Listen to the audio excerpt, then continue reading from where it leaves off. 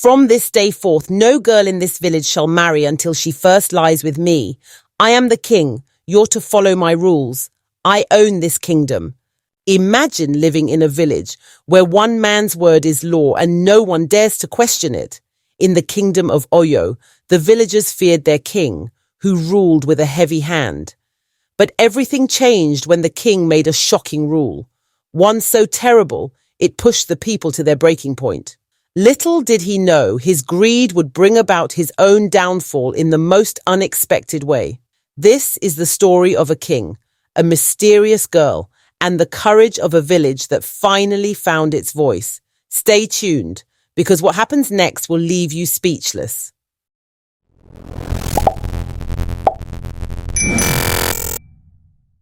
The Kingdom of Oyo was a place of beauty and prosperity, surrounded by lush green fields and rich with culture. The villagers lived simple lives, farming, trading, and celebrating their traditions. But their king, Oba Ajibade, was known for his peculiar rules. Each year he would announce a new decree, often strange and difficult for the villagers to follow. Yet they obeyed, for fear of punishment. This year, the king's rules became even harsher. Celebrations were shortened. The villagers grumbled among themselves, wondering why their king seemed to care so little for their well-being. Despite their frustrations, they followed the laws. Life went on, but the king's growing hunger for power was a shadow over the land. One fateful morning, a royal messenger called the villagers to the palace courtyard. They gathered in confusion, whispering about what new rule the king would impose again.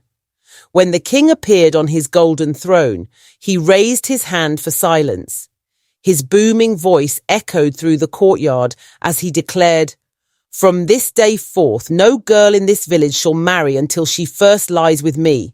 I am the king. You're to follow my rules. I own this kingdom." Gasps of horror spread through the crowd. Mothers clutched their daughters and fathers clenched their fists. No one dared to challenge the king openly, but whispers of outrage filled the air. This decree was unlike any other. It wasn't just unfair, it was deeply wrong. The villagers returned home, their hearts heavy. Families gathered to discuss what to do. Some believed they had no choice but to obey the king. "If we resist, we will suffer," they said. But others, especially mothers with daughters, vowed to protect their children at all costs. "The king has gone too far this time," said Mama Ireti, a brave woman known for her wisdom. "Our daughters are not his to take. We must find a way to stop him." Her words gave hope to many, but fear still gripped the hearts of the villagers. Despite the villagers' discontent, the king began enforcing his rule. Young girls were taken to the palace, returning days later with their spirits broken. The villagers wept in silence, their anger simmering beneath the surface. The king, blind to their pain, saw their silence as submission. His arrogance grew, and he continued to exploit his people. But among the villagers, a quiet rebellion was brewing. Mothers and fathers started hiding their daughters, sending them to live with relatives in distant villages or disguising them as boys. One day, a stranger arrived in Oyo. She was a beautiful young woman named Adesewa, with skin that seemed to shimmer like the ocean. She claimed to have no family and sought shelter in the village. Mama Ireti, sensing something special about her, took her in. Unknown to the villagers, Adesewa was not ordinary girl. She was a spirit from the sea, sent by the gods to restore balance to the kingdom. She watched the suffering of the people and knew she had a role to play. Adesewa's beauty caught the attention of everyone in the village, including the king. Rumors of her unmatched grace and mysterious nature reached Oba Ajibade, who became obsessed with meeting her. He summoned his guards and ordered them to bring her to the palace. When the guards arrived at Mama Ireti's home, she stood in the doorway shielding Adesewa. "She is not ready to marry," Mama Ireti declared firmly. The guards laughed. "The king does not ask, he commands," they replied, dragging Adesewa away despite the villagers' protests. Adesewa remained calm, her eyes steady as she was led to the palace. She had been expecting this moment. In the grand hall of the palace, the king sat smugly on his throne, expecting Adesewa to tremble before him. But she did not bow, nor did she look away from his piercing gaze. Her confidence unsettled him, though he did not show it. "You are as beautiful as they say," he said, smiling wickedly. "And now you will fulfill my law." Adesewa's lips curled into a faint smile. "As you wish, my king," she replied, her voice soft but laced with a strange power. The king was pleased, unaware that he had sealed his fate. That night, the king led Adesewa to his chambers. But as the hours passed, something strange began to happen. The room grew cold, and the king felt an odd sensation creeping over his skin. Adesewa sang a haunting melody, her voice like the waves of the ocean, lulling him into a deep, uneasy sleep. By morning, the king awoke feeling weak and feverish. His body burned with an unexplainable heat, and his skin itched with dark spots that began to spread. He called for his royal healers, but none could understand what was happening. Days turned into weeks, and the king's condition worsened. His once proud figure was now frail, and his booming voice had turned into a whisper. The strange sickness baffled his council, who sought help from healers far and wide, but no cure could be found.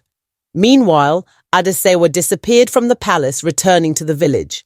She shared her story with Mama Ireti, who understood that the gods had intervened. The villagers began to hear of the king's illness and whispered that justice had finally come.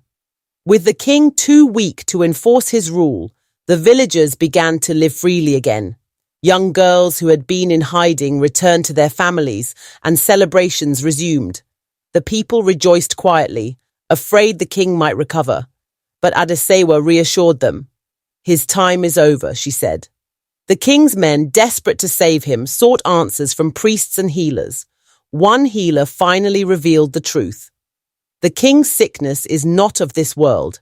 He has angered the gods, and only they can decide his fate." As the king lay on his bed, writhing in pain, he began to reflect on his actions. Memories of the girls he had wronged and the families he had torn apart haunted him. For the first time, he felt the weight of his cruelty, but it was too late. One evening, as the villagers gathered at the river, Adesewa revealed her true form. Her body glowed with a celestial light, and her hair flowed like streams of water.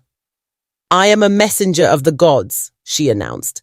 "I came to end the king's tyranny and restore peace to Oyo." The villagers fell to their knees, thanking her for her sacrifice. Adesewa smiled gently. "You must now take responsibility for your kingdom.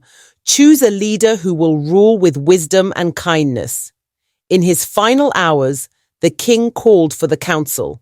His voice was weak, but his words were clear.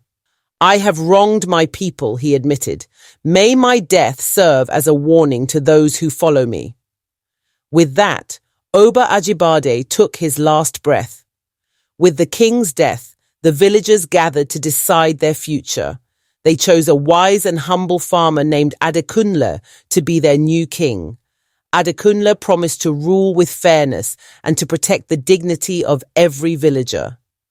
Before leaving the village, Adesewa spoke to Mama Ireti one last time. "Your courage inspired me," she said. "May the gods bless you and your people." Then, like mist rising from the river, she vanished, leaving behind only the memory of her light. The villagers reflected on the past and vowed never to allow such oppression happen again. They taught their children the importance of standing up for justice and protecting one another. The Kingdom of Oyo thrived under King Adekunle's rule. Festivals were brighter, families were happier, and the land seemed to breathe freely once more. The villagers noticed that the river where Adesewa had appeared became especially abundant. Its fish were larger and its water clearer. They believed it was a gift from the gods, a reminder of Adesewa's blessing. Elders began telling the story of Adesewa to younger generations. Her courage and sacrifice became a legend, passed down to remind the people of the power of justice and the will of the gods.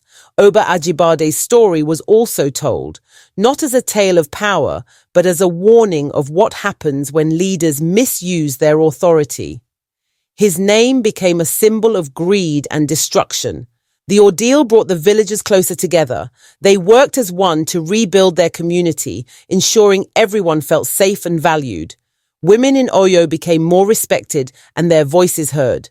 Mothers like Mama Ireti were honored for their bravery, and daughters grew up knowing their worth. Each year, the villagers celebrated a festival of freedom, marking the day the oppression king fell and peace was restored. The Kingdom of Oyo became a beacon of hope for nearby villages. People traveled from far and wide to learn from their unity and strength. Though Adesewa was gone, her spirit remained in the hearts of the people. They built a small shrine by the river to honor her, ensuring that her story would never be forgotten. Oyo was now a kingdom of justice, kindness, and peace, a place where the light of Adesewa's sacrifice continued to shine. If you enjoy this story, drop a comment and subscribe for more eye-opener stories like this.